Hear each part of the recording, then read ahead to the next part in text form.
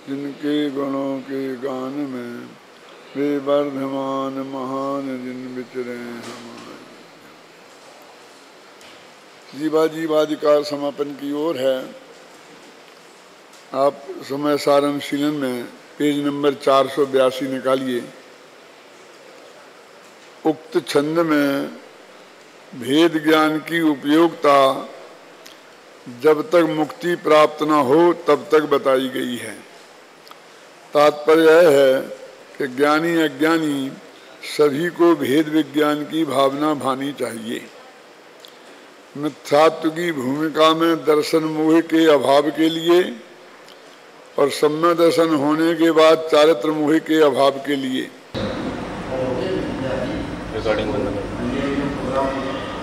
Recording चल रही है, बंद कर दो। ही नहीं है, अतः वहाँ इस भेद विज्ञान की भावना की आवश्यकता भी नहीं रहती।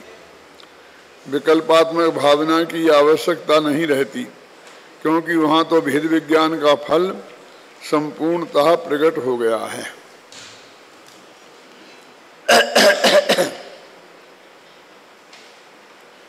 देखो, भेद विज्ञान कब से शुरू है? कब? मिथ्यात्व की भूमिका से लेकर तब तो भलोग जब लो मोक्ष ना होए, लेकिन केवल ज्ञान का होना ही मोक्ष होना ही है। राग देश से मुक्ति हुई तो मुक्ति ही हो गई, तो वहाँ तक निरंतर होना चाहिए। तो अब इसमें शुभोपयोग, शुभभाव और शुद्धोपयोग, ये तीनों चीज़ें शामिल हो गई। जब 12वें गुण स्थान तक इस भावना को हम मानेंगे तो 7वें के सातिशय अप्रमत्त से ऊपर के सब गुणस्थान शुद्धोपयोग रूप ही है, तो उसको भी भावना में शामिल कर लिया। जैसे नाचारी तो जगह जगह शुद्धोपयोग के अर्थ में भावना शब्द का ही प्रयोग करते हैं। अपन लोक में भावना, हमारी ऐसी भावना है, हमारे मतलब भावना का मतलब है कि अपन लोग में कामना मानते हैं कि हमारी ये भावना है कि आप सफल हो जाएं, माने एक आशीर्वाद के रूप में लेते हैं, और वो लेते हैं उस भाव रूप से परिणमित, शुद्धोपयोग रूप भाव से परिणमित, उसका नाम है भावना। इस अर्थ में जयसेनाचार्य प्रयोग करते हैं।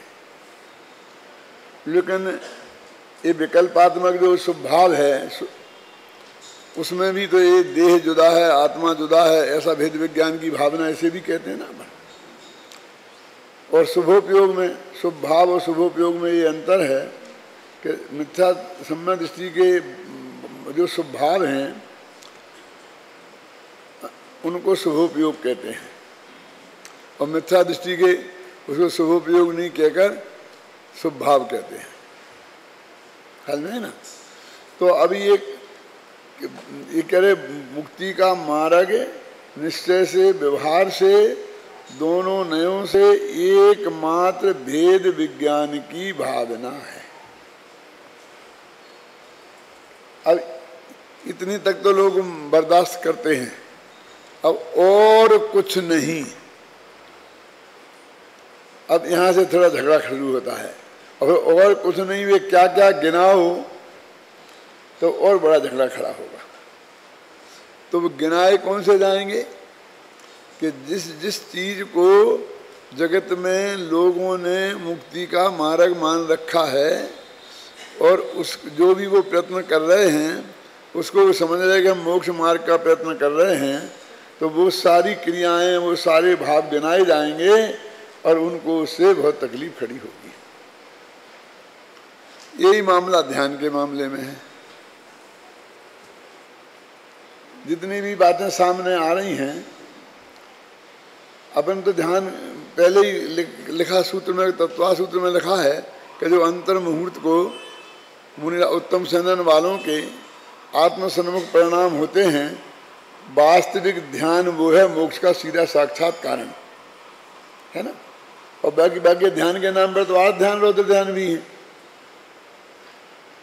अब वो ध्यान यत्न साध्य है कि सहज साध्य है, यानी हमको कर्ण लब्धि में जाना यत्न साध्य है, कैसे साध्य है, उसकी बात है। अब ये वो दुनिया भर के जो विकल्प हैं, क्या नाक को देखना, आँख को देखना, कान को देखना, और उसके पहले की जो और भी प्रक्रियाएँ, कैसे अपन कहते हैं सामायिक में बैठो तो पद्मासन लगाओगे, खड्गासन लगाओ, फिर हाथ ऐसा रखो, फिर हाथ ऐसा रखो, वो सारी क्रियाओं को भी वो ध्यान में शामिल करके जो आगम में कथन आ जाता है वो उसके प्रमाण ला करके और ये प्रस्तुत करते हैं कि देखो ये लिखा है, ये ध्यान है, ये भी ध्यान है, ये भी ध्यान है, ये भी ध्यान है। तो वो ध्यान नहीं है, ये कौन कह रहा है? लेकिन जो साक्षात मुक्ति का कारण है, जो निश्चय ध्यान है, जिसे कहते वास्तविक ध्यान है, उस ध्यान की बात इन सब का निषेध है ही। अब उसमें ऐसा कैसे मान रहे हैं कि वो ये ध्यान नहीं है? ये ध्यान तो फिर आर्थ ध्यान और रौद्र ध्यान भी तो है ना। नरक में और त्रिंज गति में भी ध्यान के बिना तो जीव जाता ही नहीं है ना। ध्यान का यदि उतना बड़ा अर्थ लिखा हो तो हम कहते हैं ध्यान के बिना तो एक चाय नहीं बनती है, ध्यान के बिना तो एक रोटी नहीं सेक सकते हैं, ध्यान के बिना तो आप गाड़ी नहीं चला सकते हैं। लेकिन आप उसको ध्यान नहीं मानते, और आप जो ये ध्यान के नाम पर आडंबर चलता है, ख्याल में है ना, और उसको ध्यान के रूप में स्थापित करना चाहते हैं, और वो ऐसा करके वो ये मानते हैं कि हम ध्यान कर रहे हैं। और जब ध्यान की महिमा की बात आती है तो बेछंद उठाते हैं, जिन्हें साक्षात मुक्ति का कारण है। जो उन्होंने कहा कि धर्म ध्यान और शुक्र ध्यान दोनों मुक्ति परे मोक्ष हेतु, समझे ना। ये पिंडस्थ आत्मा, पिंड माने शरीर, और शरीर में स्थित आत्मा का कहा तो शरीर का ध्यान हो गया। शरीर में स्थित आत्मा है तो नाक की जगह जो आत्मा के प्रदेश हैं वे नाक हो गए, और नाक के ध्यान में भी आत्मा के प्रदेश दिखाई देते होंगे, और आत्मा के प्रदेश देखना के आत्मा का ध्यान है। क्या वहां प्रदेश दिखते हैं? वे तो अमूर्त हैं। प्रदेश गुण भेद, प्रदेश भेद, ये तो ध्यान में के विषय नहीं है। ये तो अभेद अखंड आत्मा जो त्रिकाली ध्रुव है, जिसमें ना गुण भेद है, ना जिसमें प्रदेश भेद है, जिसमें ना काल भेद है, अनादि अनंत त्रिकाली ध्रुव, वो हमारे ध्यान का ध्येय है। उसके ध्यान की बात है ना कि हमको ध्यान नक्की करना चाहिए। बहुत स्पष्ट शब्दों में लिखा है कि ध्याता माने चौथे गुणस्थान से लेकर के और 12वें गुणस्थान तक, देखा ना, ध्याता। अब चौथा गुणस्थान है ही नहीं, और जैन अजैन कोई भी बैठ गया, फिर 7 तत्व के नाम भी मालूम नहीं है, वस्तु नाक की तरफ देख और तेरा ध्यान हो गया, तेरा आत्म ध्यान हो गया। आत्मा के प्रदेश हैं नहीं तो वे भी तो नाक देखेगा तो वे भी पकड़ में आ जाएंगे। जब स्पर्श रसगंध वाली नाक तेरे विकल्प में आएगी, अरे देह से भिन्न भगवान आत्मा का ध्यान करना है ना। जिनागम का तो ये शर्त लगा रखी है कि देह जुदा आत्म जुदा, यही तत्व को सार। अब जिस देह में से भिन्न आत्मा को जानना है उस देह से ही शुरुआत करो। ये मैं नहीं हूं ऐसा ध्यान करना है, नाक मैं नहीं हूं ऐसा ध्यान करना है, नाक मैं हूं, और इधर नाक से आत्मा का ध्यान होगा। वो तो शुभ भाव, शुभ क्रिया से तुमने धर्म मान लिया, उसका ऐसे हेतु मान लिया।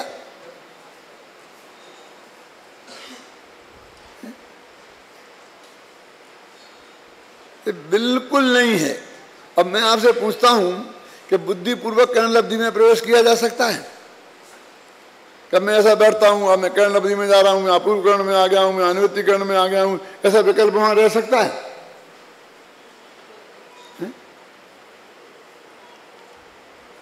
उन्होंने एक वाक्य बोला कि वो ध्यान यत्न साध्य नहीं है, सहज साध्य है।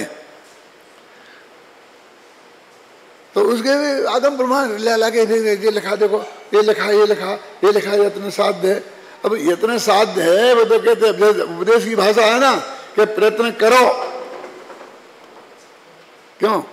लेकिन ये बात में है ना कि यदि 3 कषाय का अभाव अंदर में होगा तो उसके साथ में नियम से नग्न दिगंबर दशा प्रकट होगी ही।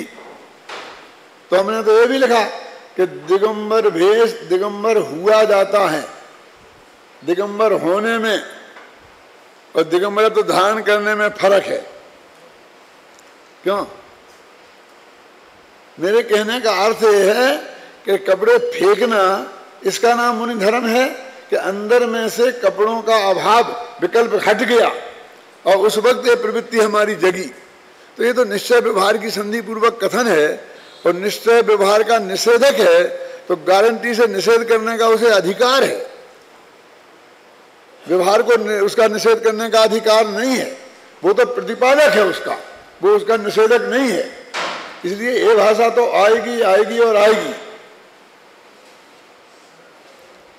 ख्याल में है ना। इसलिए भाई कि छपक श्रेणी में चढ़ना ये इतना साध्य है। पूछना करुणानिधि भगवानों से, अन्ना जी से पूछना कि भाई जब अपेक्षम उपसम श्रेणी में चढ़े, छपक श्रेणी में चढ़ जाते तो लौट के नहीं आना पड़ता। अरे उनके हाथ में होता तो वो छपक श्रेणी में नहीं जाते, उपसम में जाते। मैं तो उदाहरण देके समझाया करता हूँ कि लोग मुझसे कहते पंडित जी जरा बीमार कम पड़ा करे। ये क्या बात है बोलिए, इसका क्या अर्थ है कि मैं सोच सोच के बीमार पड़ता हूँ? कितना बीमार पड़ना, कितना नहीं पड़ना। मैं तो चाहता हूं कि मैं बीमार पड़ूं ही नहीं। क्यों?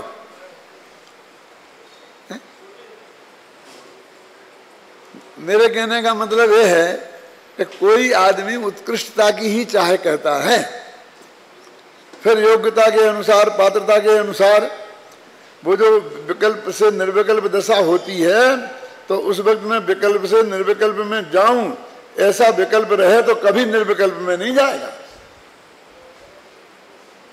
क्या? वो तो कोई आत्मा संबंधी विकल्प रहे और सोचते सोचते वो आत्मा ज्ञान का गेह रह जाए और वो विकल्प समाप्त हो जाए, उसका नाम निर्विकल्प है। तो वो तो अबुद्धि पूर्वक ही है, उसमें आपको क्या करना है?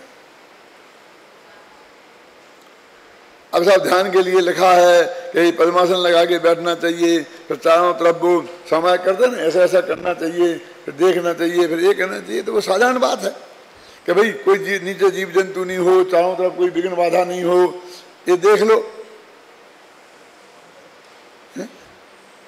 कहने नहीं वो चारों तरफ देवी देवता कोई हो तो मेरे को सहयोग करना, तुम मेरे को विघ्न नहीं करना। अरे इतना भरोसे पर के भरोसे, इतनों का गुलाम बन के तुम आत्मा का ध्यान करेगा? कोई हो तो विघ्न मत करना, सहयोग करना, ऐसा कैसा कुछ नहीं है। काहे के देवी देवता, कैसे देवी देवता? वो तो ये मान के चला है कि एक देव दूसरे देव का बाल बांका कर ही नहीं सकता है। इस चिंतन के आधार पर ध्यान होगा कि ये हजार देवताओं के हाथ जोड़ जोड़ करके और कोई मेरे को विघ्न नहीं करना क्योंकि मैं ध्यान में बैठ रहा हूँ। ख्याल में आए ना कि ऐसे विघ्न होगा। वो चारों तरफ के देवी देवताओं को नमस्कार करता है।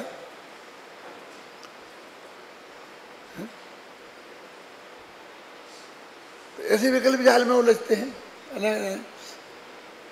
वो निष्ठा ध्यान की बात है और ये जो क्रियाकांड है ध्यान का, वो निश्चित रूप से निश्चय धर्म ध्यान नहीं है। समझना ना? क्योंकि ये तो मैंने बोला ना, तो स्वाध्याय भी धर्म ध्यान है। तो तुम स्वाध्याय को धर्म ध्यान क्यों नहीं मानते?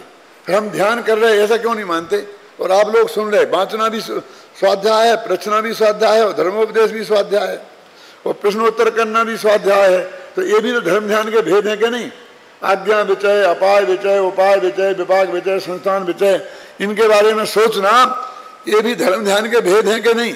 और परे मोक्ष होती, दो ध्यान मोक्ष के हेतु हैं, तो ये तो लगाना पड़ेगा ना कि वो शुक्ल ध्यान साक्षात हेतु है और निश्चय धर्म ध्यान साक्षात हेतु है और ये धर्म ध्यान परंपरा हेतु है, माने व्यवहार हेतु है, माने हेतु नहीं है।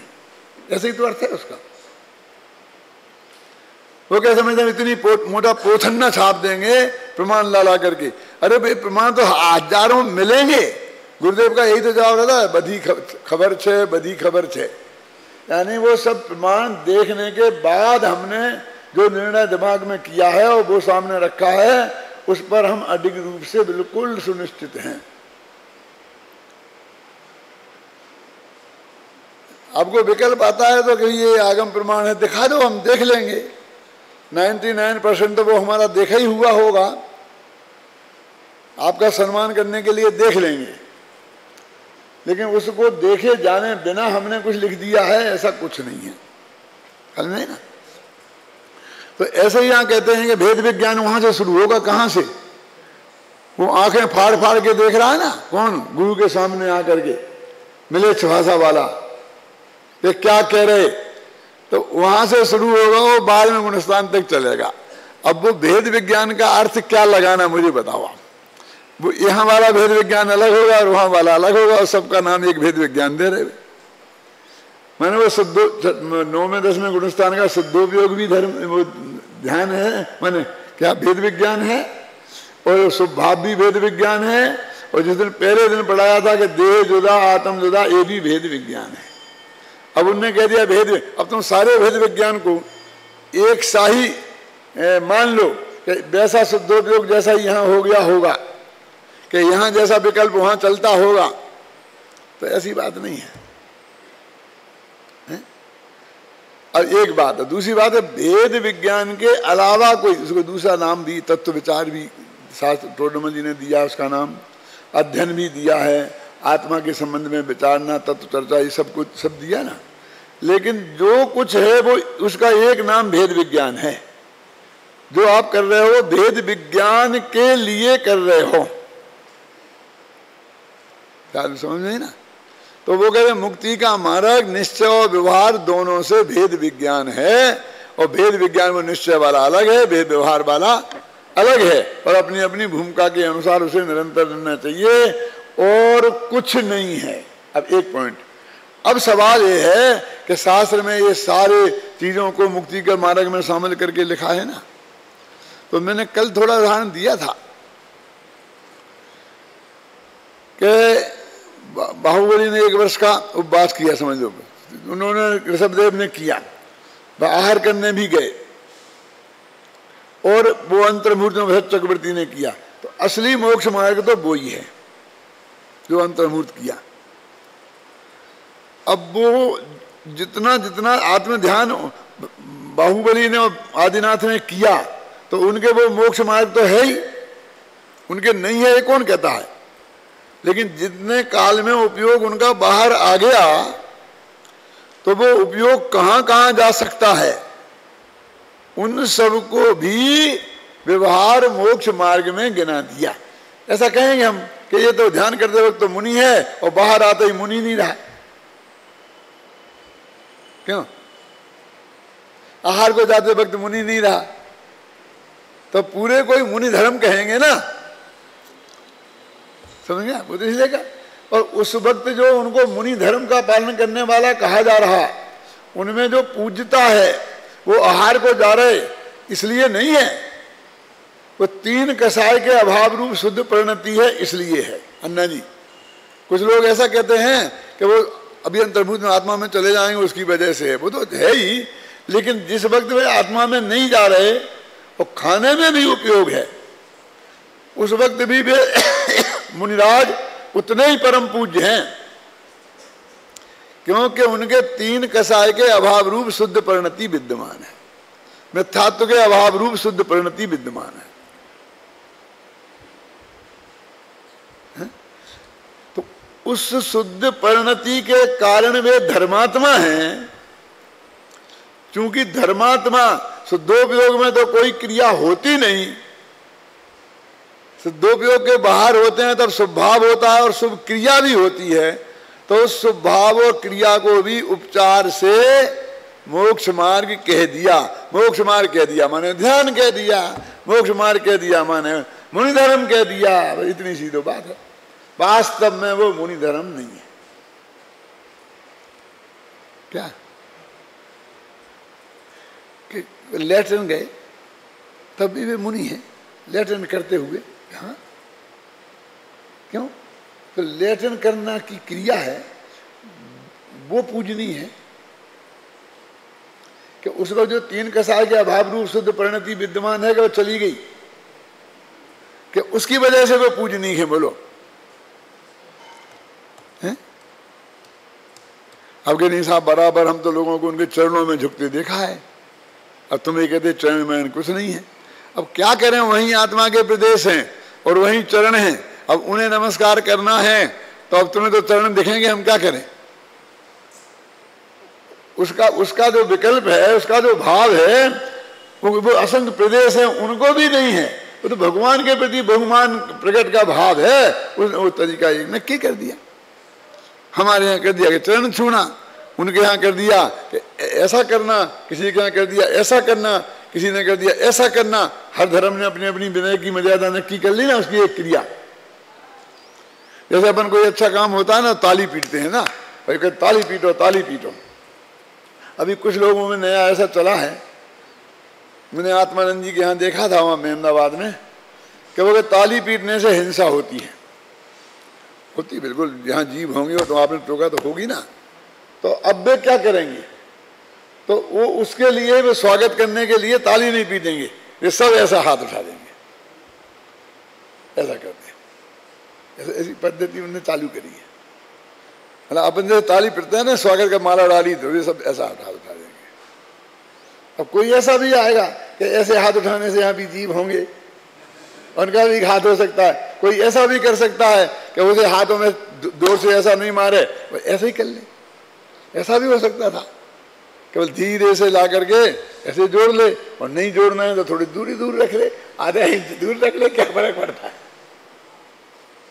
क्यों, इसकी क्या जरूरत थी।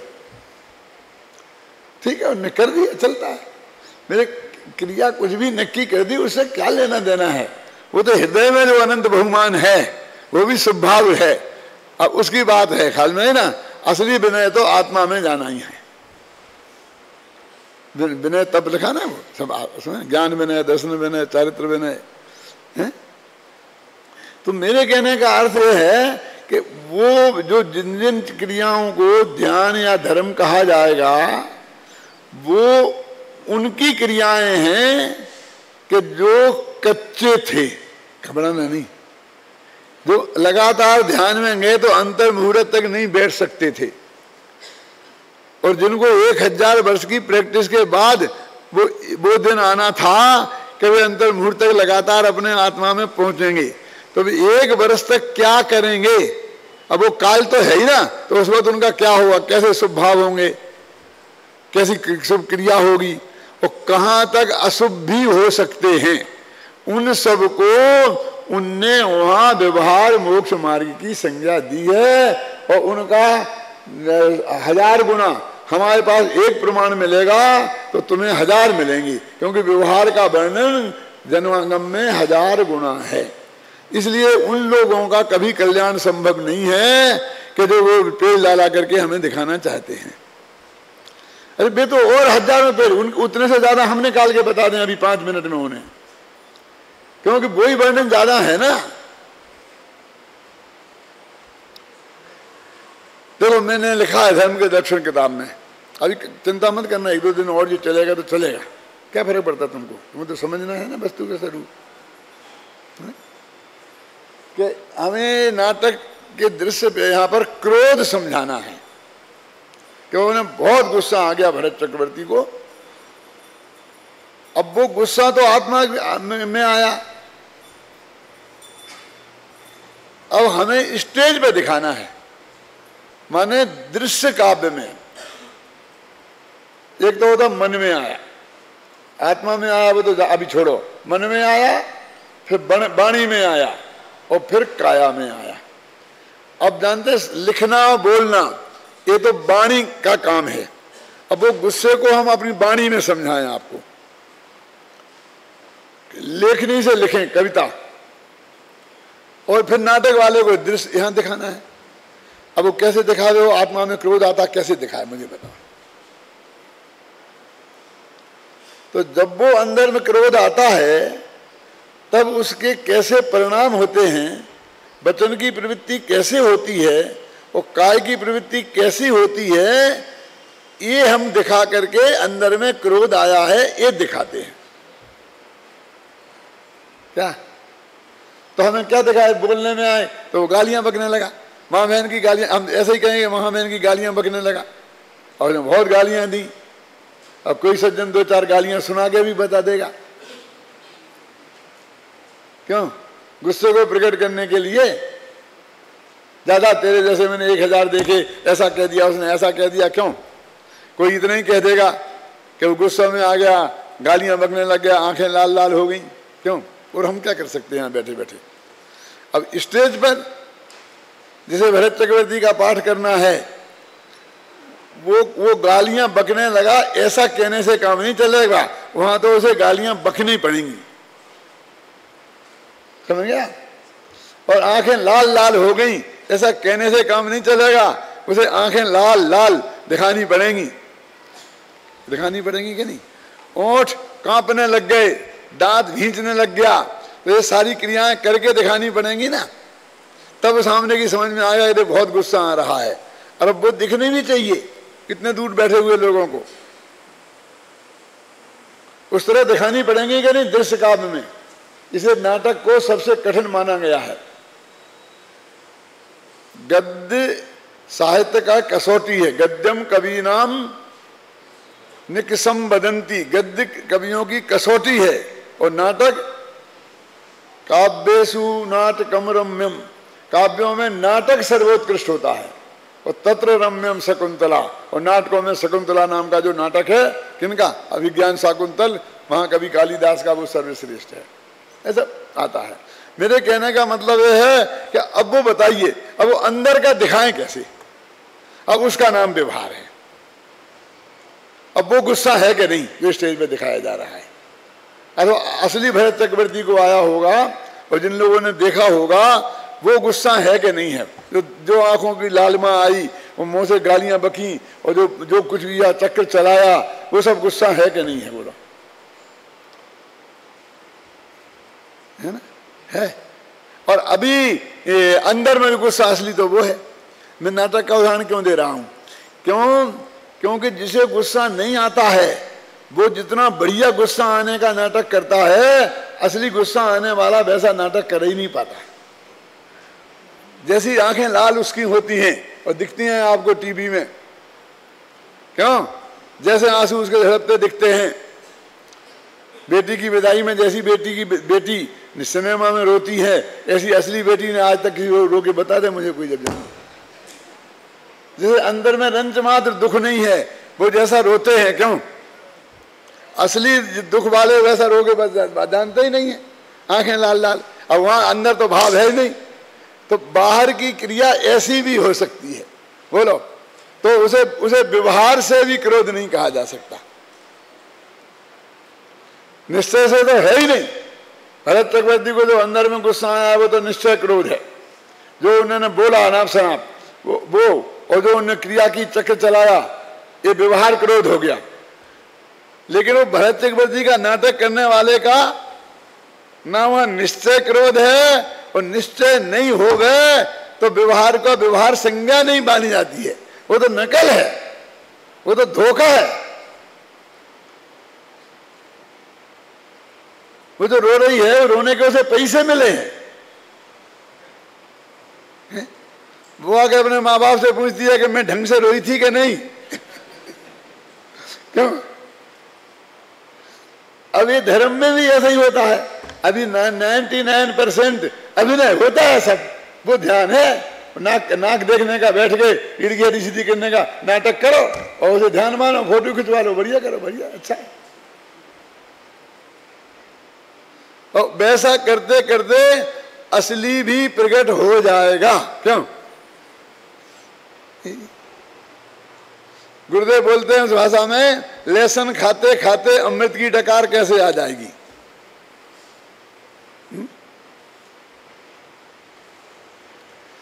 वो जितना हो रहा है वो उतना अनर्थकारी नहीं है। हो रहा माने एक ज्ञानी सम्यक दृष्टि के होता है, वो व्यवहार भगवान की भक्ति का, पूजा का, प्रवचन का, ये सब। और जो सच्चे मुनिराजों के होता है, भावलिंगी संतों के, वो ऐसे बैठते हैं, ऐसा बैठते सामयिक करते हैं, ऐसा ध्यान करते हैं, पाठ भी करते हैं, समझ गए ना? वो कोई नकली नहीं है, वो उसको तो जनागम में व्यवहार संज्ञा प्राप्त है। लेकिन अभी सम्यक रखने का चौथे गुणस्थान से 12वें तक होता है। क्यों? अब चौथा गुणस्थान नहीं है तो उनका तो सबका नकली ही है ना। तो वे क्या करें? वे नहीं करें, कहा नहीं करें। तो क्या करें? समझें, पहले ध्येय को समझें जिसका ध्यान करना है। वो तो ध्येय ही बदल दिया। आत्मा को देखने से नाक को देखें,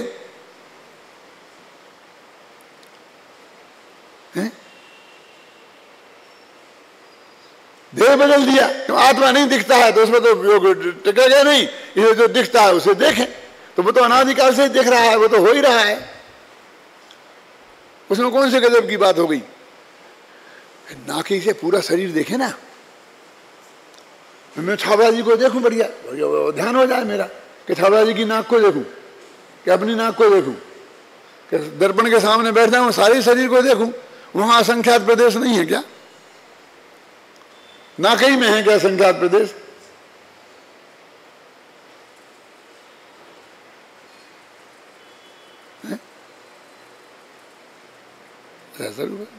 तो ये जो क्या करना, अकेला भेद विज्ञान करना। भेद विज्ञान करना माने भेद विज्ञान करने के लिए पढ़ना हो तो पढ़ना, लिखना हो तो लिखना, सुनना हो तो सुनना, समझना हो तो समझना, स्वाध्याय आप समझ गए ना। तो उन सब को हम व्यवहार में उसको हम धर्म ध्यान नाम की संज्ञा दे देंगे, भेद विज्ञान नाम की संज्ञा दे देंगे। वो सब भेद विज्ञान है। तो जहां हमने शुरू किया कि देह जुदा आत्म जुदा, यहां से बात शुरू की, वहां से भेद विज्ञान शुरू हुआ। और जब तक केवल ज्ञान नहीं हो जाएगा तब तक भेद विज्ञानी नाम देंगे। और बीच बीच में जो अंतर आएगा करुणान योग के हिसाब से, चरुणान योग के हिसाब से, वो अपनी पद्धति वो भी बताई जाएगी। यही तो तकलीफ है कि जो अंदर के कारण, अंदर की प्रकटता नहीं होने से बाहर में जो शुभ भाव और जो शुभ क्रिया होती है उसको भी धर्म कह दिया जाता है। लेकिन गुरुदेव कहते 45 वर्ष तक स्वर्गवास चले गए कि उसको तुम धर्म नहीं मान लेना, वो वास्तविक धर्म नहीं है। क्योंकि वहीं अटके रहोगे तो अनंत काल बीत गया, अनंत काल और बीत जाएगा। उससे भिन्न जो अंतर का धर्म है हम उसकी बात करते हैं।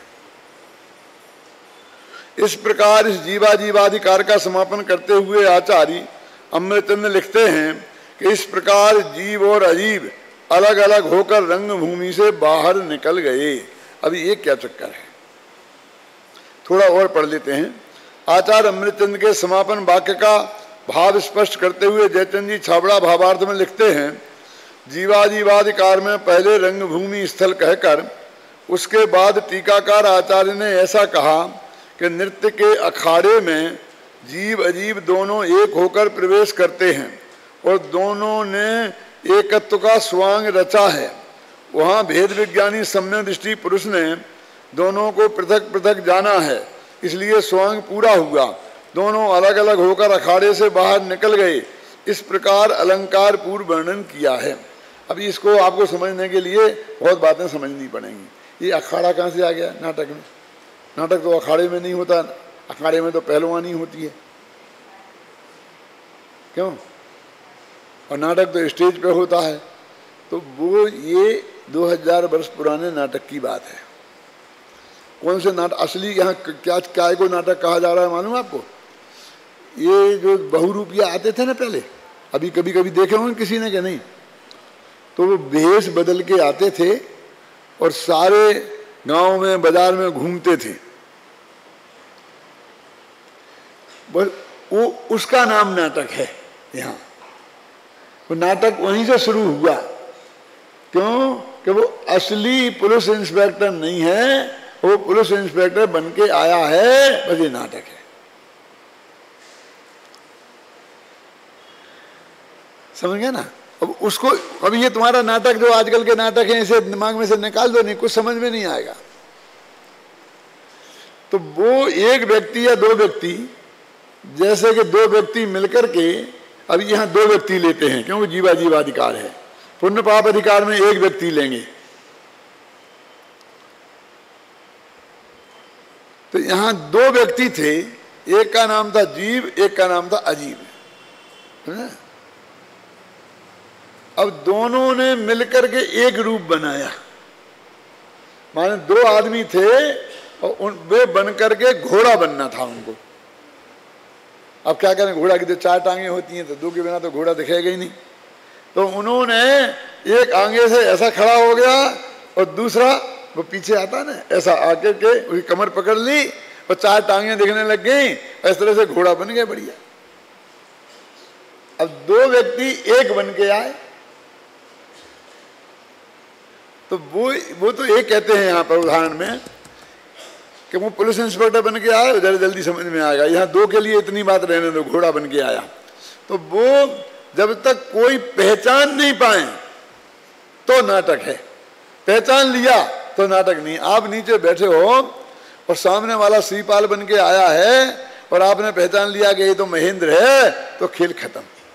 नाटक तब है कि उसके माँ बाप भी नहीं पहचान पाए कि ये मेरा बेटा है, तब वो नाटक है। सुनना क्या, और इसमें लिखा ना कि फिर सम्यक दृष्टियों ने पहचान लिया। तो वहां क्या होता था कि यदि कोई आदमी ने पहचान लिया और उस वक्त कह जाए, हे महेंद्र क्या गड़बड़ करता है, वो पुलिस इंस्पेक्टर बन के आके डांट रहा तुम्हारे लिए, चलो थाने में, और तुम कहे महेंद्र क्या कहता है, तो भाग जाएगा। अगर सम्यक दृष्टि जीवों ने उसे पहचान लिया तो अखाड़ा छोड़ के भाग जाए। अखाड़ा माने ये सारा बाजार अखाड़ा है, और जो पाठ करना है उसको नृत्य कहते हैं। वो अकेला नाचना जो है वही नृत्य नहीं है। वो खड़ा है कह रहा है कि समझे ना, बाहुबली को ललकार रहा, भरत खड़े हैं, तो वो सब नृत्य है, समझे ना। अब उदाहरण तुम सही नहीं समझोगे तो सिद्धांत समझ में नहीं आएगा। वो जो कुछ स्टेज पर हो रहा है वो सबका नाम नृत्य है। वो लिखा ना, अब विवेक अखाड़ो पुद्गल एक नृत्य करे, एक पुद्गल ही नाचता है। नाचता है माने वो नाचना ही नाचना नहीं है। नाचता माने खड़ा है, ये बन रहा, दूसरे के भेष धारण करके जो कुछ भी कर रहा है वो सब ये मैं मनुष्य हूं, मैं पंडित हुकुमचंद हूं, ये पुद्गल का नृत्य है। जब मैं ऐसा ऐसा नाचूं तब नृत्य है, ऐसा नहीं है। तो कहते ज्ञानी जन पहचान लेते हैं तो वो भेष बदलने वाला भाग जाता है। तो अखाड़े में माने इस दुनिया के अखाड़े में एक अविवेक नाम का नृत्य चल रहा था। नृत्य का नाम क्या था? कथक नहीं, अविवेक नाम का नृत्य चल रहा था। उस नृत्य में जीव और अजीब मिलकर के एक भेष बना के आए और कह रहे थे मैं मनुष्य हूं, मैं हाथी हूं, मैं घोड़ा हूं, मैं पुलिस इंस्पेक्टर हूं, समझ गए, मैं राजा हूं। तो सब लोग आतंकित हो गए थे, लेकिन सम्यक ऋषियों ने उसे पहचान लिया तो वो भाग गया।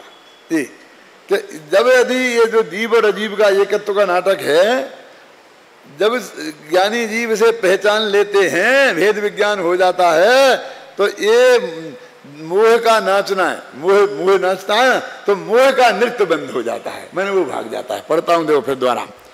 जीवाधिकार में पहले रंग भूमि स्थल कहकर, रंग भूमि स्थल वो अखाड़ा, सारी दुनिया है रंग भूमि। उसके बाद टीकाकार आचार्य ने ऐसा कहा, नृत्य के अखाड़े में, ये रंग भूमि में जीव और अजीब दोनों एक होकर प्रवेश करते हैं और दोनों ने एकत्व का स्वांग रचा है। उसे स्वांग बोलते थे ना। वहां भेद विज्ञानी सम्यक दृष्टि पुरुष ने दोनों को पृथक जाना, इसलिए स्वांग पूरा हुआ और दोनों अलग अलग होकर अखाड़े से बाहर निकल गए। इस प्रकार अलंकार पूर्वक वर्णन किया। अभी नाटकों में अंत में अपन पात्र परिचय देते हैं ना, वो क्या है कि सुरेश नाम का लड़का है, इसने रावण का पाठ किया, ये रमेश नाम का लड़का है, इसने राम का पाठ किया। बताते कि नहीं बताते? लाइन से खड़े हो जाते हैं। क्यों जी? यदि सब नहीं जान लिया कि ये सुरेश है, रमेश है, तो फिर बताने की क्या जरूरत है? हम ये मान के चलते हैं कि किसी ने कुछ नहीं जाना, सबने यही जाना कि राम ही आया था, तो नाटक है, ख्याल में है ना? यानी उसको असली रूप में नहीं पहचाना था, तो हमें बताना पड़ा ना कि ये आदमी फला है, पात्र परिचय। वो कहते पहचान लिया तो वो भाग गया। तो तो बस इतना ही सा है कि ये जो अविवेक का नृत्य हो रहा है इसको यदि बंद करना है तो तुम पहचान लोगे जीव अलग है अजीब अलग है। और जितना जो नाच हमें दिखाई दिया ये पुद्गल का है, मेरा नहीं है। अकेला पुद्गल नाचता है, लिखा था पुद्गल नानटीति पुद्गल एव नान्य, ये सारा नृत्य अकेले पुद्गल का है। देखो नीचे लिखा है भेष बदलने की सफलता तभी तक है जब तक कोई वास्तविकता न जान ले। भेष बदलकर काम करने वाले सभी तभी तक अपना काम सफलतापूर्वक करते रहते हैं जब तक कि वे पहचाने नहीं जाते। पहचाने जाने पर वे अपनी भलाई भाग जाने में ही समझते हैं। लोक की इस स्थिति को नाटक में स्वीकार किया जाता है। अभिनेता तो वही चतुर है जिसके वास्तविक रूप को लोग जान ही ना पावें। परिचित लोग भी तभी जान सकें जब उन्हें बताया जाए कि अमुक व्यक्ति का अभिनय अमुक व्यक्ति कर रहा था, है ना। इसी बात को अलंकारिक भाषा में नाटकीय रूप में यहाँ घटाया गया है। जीवाजीवाधिकार के आरंभ में जीव और अजीव ने एक होकर प्रवेश किया, एकत्व का स्वांग रचा, वेश बनाया, किंतु जब वे भेद ज्ञानी सम्यदृष्टि पुरुष द्वारा पहचान लिए गए तो दोनों अलग अलग होकर भाग गए, रंच मंच से चले गए, है ना। अभी ये तो जयचंद छाबड़ा का छंद है, अंत का उन्होंने लिखा है तो अधिकार का रिपीटिशन किया है। अभी देखना कि अब भाग गए, लेकिन वो जो चोर हैं, जो खोटा काम करने वाले लोग हैं, वे इतने जल्दी हार नहीं मानते हैं। अभी दोनों एक बन के आए थे, अब पहचान लिए गए एक नहीं है, तो उन्होंने फिर भेष बदला, तो एक बना कर्ता और एक को बनाया कर्म। ऐसा वे बदल करके कर्ता कर्म के भेष में आ गए। अब बदल गई स्थिति क्या नहीं, क्या समझ में आया। पहले एक एक बन के आए थे, समझे ना, और दूसरी दफे दो तो आए, क्योंकि अब दो तो पहचान लिए गए, अब एक तो नहीं हो सकते हैं। लेकिन एक ने कहा मैं करता हूं और एक कर्म है, तो आत्मा करता है और पुद्गल कर्म। एक चिदे करता कर्म को उपादयोमी, ये मेरे को कर्म है, समझ में आया ना। अभी वो तो कल मैं शुरू करूंगा, अभी आगे थोड़ा बताता हूं कि जब वहां भी पकड़े गए, सिद्ध हो गया कि इसके कर्ता तुम नहीं हो सकते हो, तुम्हारे कर्ता तुम हो, इनके कर्ता ये, वो अज्ञान निकल गया। तो इनने फिर क्या किया कि एक ने दो भेष बनाए। देखो अभी क्या हुआ था, दो ने मिलके एक भेष बनाया था, समझ में, जीव जी मिलके, और अब दो के दो रहे, और एक बन गया कर्ता और एक बन गया कर्म। और पुण्य पाप अधिकार में दोनों एक था, कर्म अकेला, कर्ता तो गया, वो कर्म ने दो पाठ किए, जिसे बोलते हैं मोनो एक्टिंग। मोनो एक्टिंग समझते हो ना, कि एक ही पात्र आता है, एक पात्री नाटक, कि वो ही पति बनता है, वही पत्नी बनता है, और वही पति की तरफ से डांटता है, तूने ऐसा नहीं किया, ऐसा, बिल्कुल पत्नी की आवाज में बोलता है, समझे ना। आदमी एक ही है, वहां ड्रेस का महत्व नहीं रहता है, वो अपनी आवाज से ही सारे कमाल दिखाता है ना।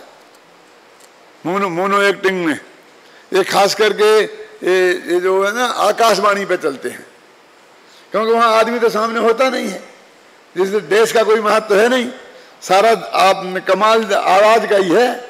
तो वही आदमी पति का बनता है, फिर वही पत्नी बनता है, इसकी तरफ से बोलता है, उसकी तरफ से बोलता है, और पूरा पति पत्नी का संवाद 15 मिनट में लोगों को गले उतारता है। तो उसने क्या किया, कर्म था एक और पात्र था एक, और भेष बनाए दो। कौन कौन से, पुण्य और पाप, शुभ कर्म और अशुभ कर्म। और अंत में पहचान लिया कि ये जो कर्म दो बन रहे हैं, ये तो वास्तव में एक ही आदमी है जो दो के भेष बना रहा है। ये डबल भेष में है कि पुण्य पाप कर्म दो ही नहीं है, ये कर्म तो वास्तव में एक ही है, और वो बंधे ही का कारण है, क्योंकि उससे अकेला इतना ही नहीं हुआ था। क्या वो दो बने थे ना, तो एक मोक्ष का कारण बन गया था और एक संसार का कारण। दो हिस्से करके समझेंगे ना आपके में। ये चतुर्बाप होते हैं ना, और उनके 2 बेटे हों और एक गरीब हो और एक करोड़पति के कोई को गोद लेना हो तो एक उसे चंटा देता है। एक भाई के 2 लड़के हों, एक भाई के लड़के ही नहीं हो तो एक भाई उस दूसरे भाई को एक बेटा चंटा देता है, ये तेरा बेटा है, तुम पाल इसे, गोद ले ले। क्यों? कि जो संपत्ति है ये बट के कहीं दूसरी जगह नहीं चली जाए आधी। क्यों? तो उसका ही कल्याण होता होगा जो गोद जाता होगा। क्यों बबलू? अरे उसका भी होता है जो गोद नहीं जाता है, क्योंकि बाकी बची संपत्ति उसकी वो पूरी का वो मालिक हो जाता है। नहीं समझ में आ गई? वो छोटे को ज्यादा लाभ हुआ कि करोड़पति के चला गया तो करोड़ मिल गया, लेकिन बड़े के 10 लाख रुपए थे तो 5 छोटे को मिलते 5 बड़े को, तो वो एक बच्चा चला गया तो उसे भी 5 लाख का फायदा तो हो गया, तो 10 लाख का पूरा मालिक तो हो गया। अब मकान दुकान तो नहीं बटेंगे।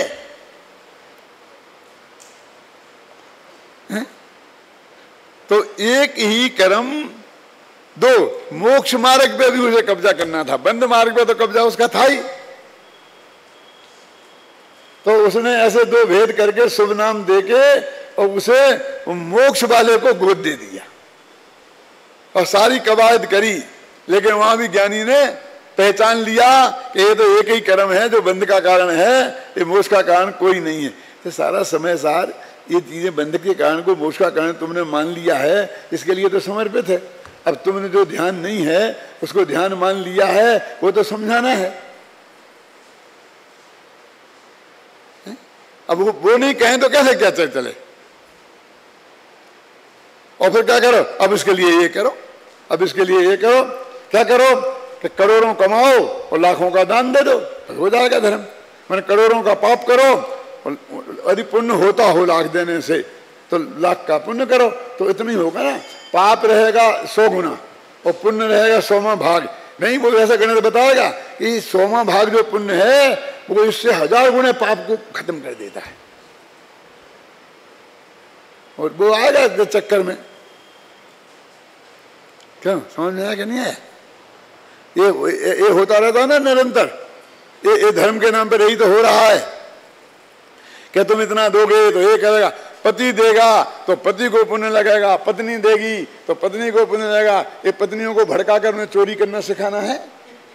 तो कमाती तो वो है नहीं, और पति की जेब काट काट के दान देंगी तो चोरी का पाप लगेगा कि दान का पुण्य लगेगा? तो हमें तो डबल चाहिए।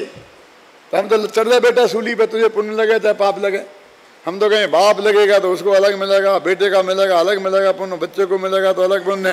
तो वो बेचारी पत्नी है अपने 1 वर्ष के बच्चे के हाथ में 100 का नोट थमाती है, वो कहते ये दे दे पंडित जी को, एक गुल्लक में डाल दे, क्योंकि गुल्लक में बेटा डालेगा तो बेटे को पुण्य लग जाएगा। क्या ऐसे भगवान इतने धोखे में आते हैं क्या? वो उसे कहते हैं तुम गुल्लक में डाल दे, और वो लेके खाने लगता है नोट को। उसे खाने का भाव है तो खाने का पुण्य पाप लगेगा, गुल्लक को डालने का लगेगा। तेरा भी गया और बच्चे का भी गया। तेरा तो इसलिए नहीं लगेगा कि तू कहीं नहीं कि मैं कर रही हूँ, तूने खुद छोड़ दिया। और बेटे को करने के लिए बेटे को खाने का भाव है, बेटे के मन में तो दिख रहे हैं नोट तो और उठा लेने का भाव है।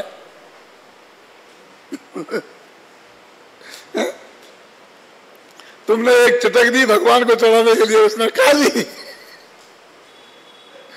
ऐसा भगवान को धोखे से धर्म नहीं होता है भाई। ये सब इन धूर्त पंडितों ने तुमको डुबाया है ऐसी बातें कर करके, इसका लेकर के, क्यों उन्हें अपना स्वार्थ पूरा करना है और उसको सिद्ध करके ये सब उन्हें काम करना है। भाई वस्तु का स्वरूप हम समझें और उसके हिसाब से। ये नहीं कहते दान देने का हम निषेध करते हैं, विरोध करते हैं, ऐसा कुछ नहीं है। जब मान लो पति ने दिया, पत्नी की उसके में अनुमोदना है, सब उत्साह से कर रहे हैं, हो सकता है कि पति ने दिया और पत्नी ने उसे 10 गुनी अनुमोदना करके 10 गुना पुण्य बांधा हो। है? क्यों? तो मेरे कहने का आशय ये है कि चाहे ध्यान में हो, चाहे दान में हो, चाहे इसमें हो, असली धर्म तो भेद विज्ञान है। और जैसे तैसे वो करना और उससे ही मोक्ष मार्ग का आरंभ, माने मोक्ष मार्ग का मार्ग भी दादा उसमें ही आएगा और फिर मोक्ष का मार्ग भी वहीं तक आएगा। और जब तक मोक्ष नहीं हो जाएगा तब तक वो एक ही धर्म है जिसका नाम है भेद विज्ञान। और वो वेद विज्ञान की महिमा यहाँ खत्म की है। अब आगे मैंने आपको निर्जरा सम्मर अधिकार तक की बताई ना, कैसे भेष बदल के आएंगे, है ना, वो उसकी बात पे बाद में